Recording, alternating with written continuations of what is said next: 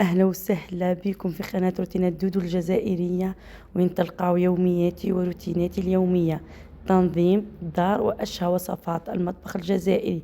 ما تنساوش حبوبات الاشتراك وتفعيل الجرس باش يوصلكم كل جديد في القناة.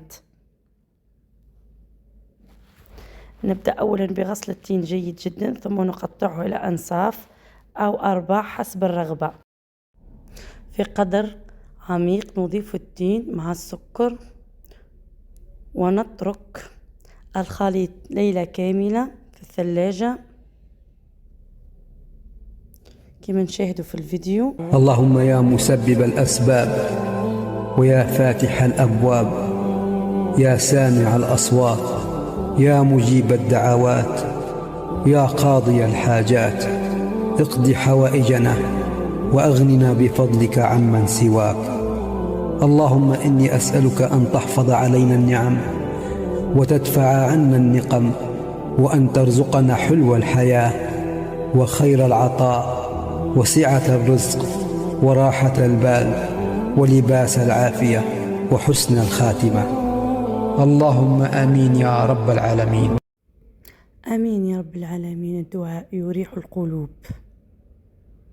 خلينا مع الفيديو. حطينا كيلو نصف من التين أو الكرموس مع كيلو من السكر، خلطنا الخليط جيد جدا كما تشوفوا في الصورة.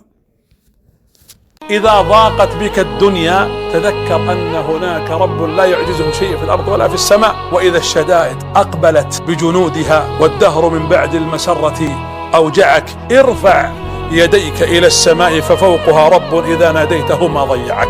ارفع أكفك فوق وادع ربك ولا تخاف مهما كانت الظروف وتكالبت عليك الظروف والأعداء.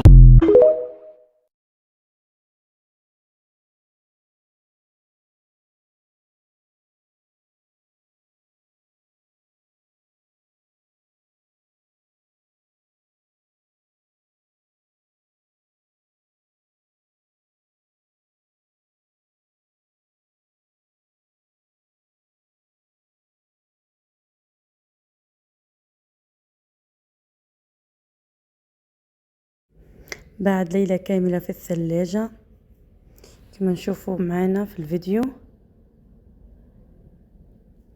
ذاب كامل السكر، أصبح عصير.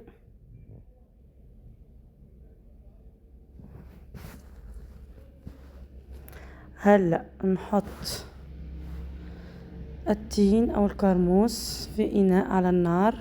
إذا ضاقت بك الدنيا تذكر أن هناك رب لا يعجزه شيء في الأرض ولا في السماء. وإذا الشدائد أقبلت بجنودها والدهر من بعد المسرة أوجعك، ارفع يديك إلى السماء ففوقها رب إذا ناديته ما ضيعك. ارفع أكفك فوق وادع ربك ولا تخاف مهما كانت الظروف وتكالبت عليك الظروف والأعداء.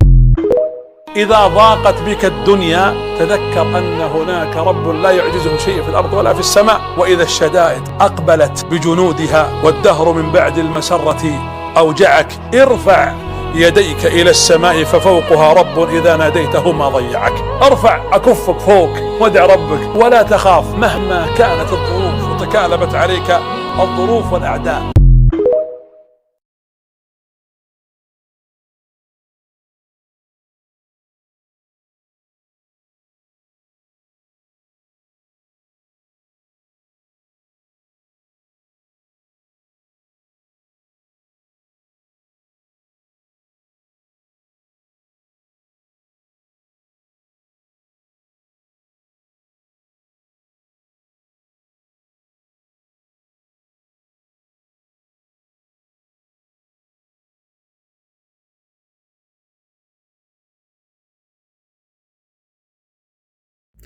رجعنا لكم يا البنات بعد غليان مربى التين.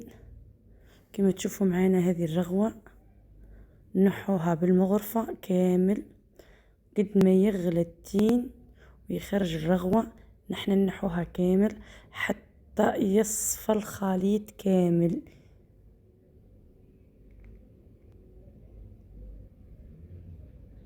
كما تشوفوا البنات في الفيديو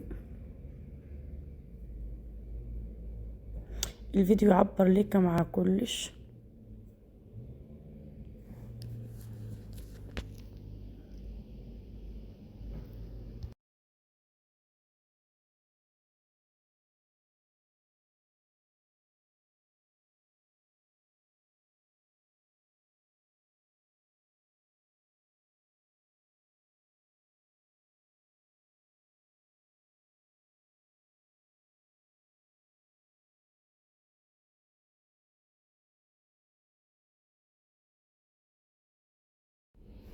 هلأ يا بنات نضيف ربع كاس من ليمون على الخليط التين كما نشوفوا في الفيديو. نخلط جيد، نخليها تغلى مدة 5 دقائق ثم نطفئ عليها النار.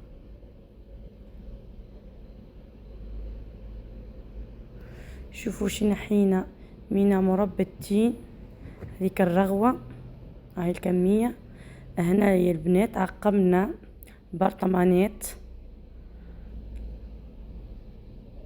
حطيناها في الماء الغالي تغلي لمدة 10 دقائق على النار.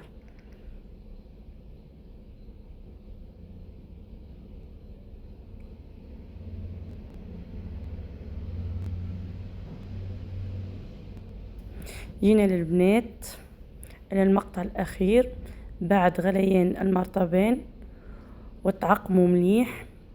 نضيف معجون التين في البرطمانات وهو يكون سخون.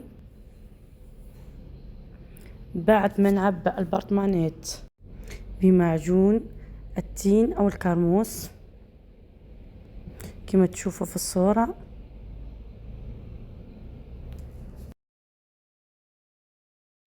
بعد ملء البرطمانات بمربى التين نحطوا ماء في إناء كبير ونحطوا طرشون، ثم نضع البرطمانات في الإناء يغلى لمدة نصف ساعة. هنا تحضر معنا المعجون، جا روعة يا البنات، جا روعة، جربوه. يحفظ معجون التين في مكان مظلم بدون ثلاجة لمدة 1 أو 2 كما تشوفوا البنات، جا روعة. جربوا البنات، ما تنساوش اعجاب واشتراك في القناة البنات، دعموني حتى تكبر القناة تبعي طلبا وليس امر، حبوا بيتي.